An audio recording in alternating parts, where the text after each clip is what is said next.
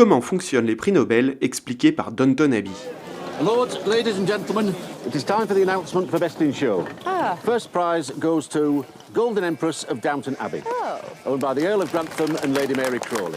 La plupart des prix Nobel sont remis le 10 décembre à Stockholm.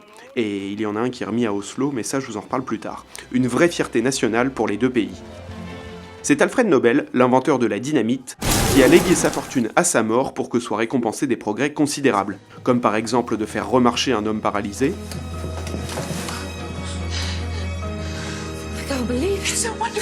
ou de créer des méthodes et outils en avance sur leur temps. Les disciplines récompensées sont majoritairement scientifiques, comme la médecine, la chimie ou la physique, mais aussi artistiques avec la littérature. En revanche, d'autres arts comme la peinture ou la musique ne sont pas récompensés. Depuis 68, l'économie possède également son propre prix. Arithmetic Part 1, Cost Accounting, what is this? Et puis, il y a le Nobel de la paix, mais ça je vous en reparle dans quelques minutes. Mais comment sont donc choisis les lauréats des prix Nobel ? La très prestigieuse Fondation Nobel gère la fortune d'Alfred, et elle s'en sert pour récompenser les lauréats. Et dans chaque discipline, ce sont les académies scientifiques suédoises compétentes qui remettent les prix. Une liste de candidats est établie à partir des suggestions de plusieurs acteurs, les académies elles-mêmes, des institutions internationales de référence, et des universitaires reconnus. I taught myself, and I hope to be able to teach you. Pour chaque prix, l'académie concernée se réunit ensuite pour étudier ses suggestions. The delay may give you time to change your mind. En début d'année, elle ramène la liste à 5 noms, et le jury se met d'accord. Les lauréats sont ensuite annoncés début octobre. Oui, ça fait une très longue attente.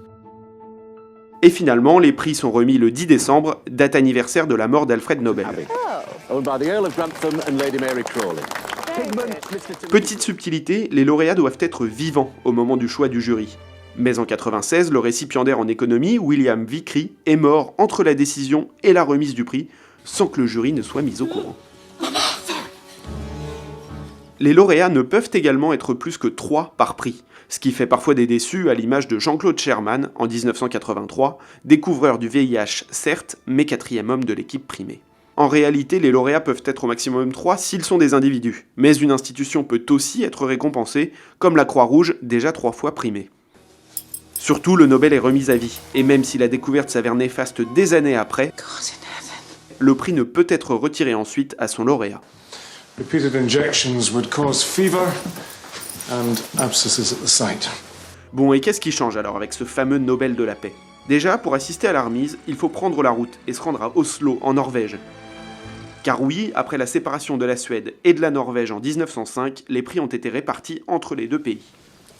We are gathered. I can't do this. What? Et si les prix suédois récompensent en général toute une carrière, voire une découverte réalisée des années plus tôt, on pense tout de suite à Subramanian Chandrasekhar, primé en 83, soit 50 ans après les découvertes qui étaient mises à l'honneur. What's this? That's the Sphinx, darling, in Egypt. What? The Sphinx. Le Nobel de la paix, lui, récompense généralement des actions en cours, comme de libérer des prisonniers politiques, de s'occuper de migrants, disons des exilés russes réfugiés dans une église en Angleterre par exemple. Let me introduce you.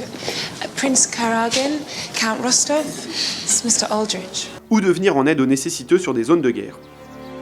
Évidemment, le nom du lauréat peut donc créer des polémiques, voire carrément des scandales d'ampleur internationale, si jamais les lauréats sont englués dans des affaires qui tâchent. I'm fine. Et puis surtout, ce prix est particulièrement ironique quand on sait que c'est un homme qui a fait fortune dans l'armement qui récompense aujourd'hui la paix. Mais bref, le soleil se couche sur Downton Abbey et il est temps pour moi de vous laisser profiter de cette semaine de remise des prix Nobel.